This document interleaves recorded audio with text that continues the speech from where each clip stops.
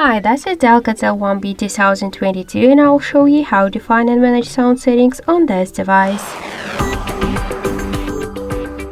So first open the settings application and then tap to the sounds and vibration.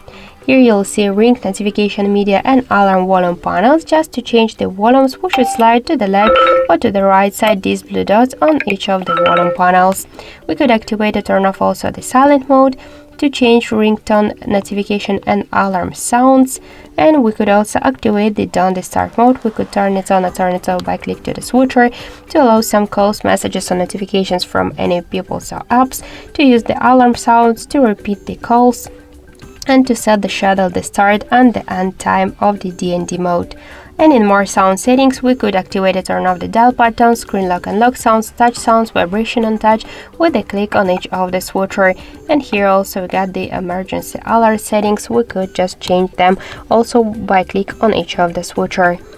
So that's it. Thank you for watching, and if you like this video, leave thumbs up and subscribe.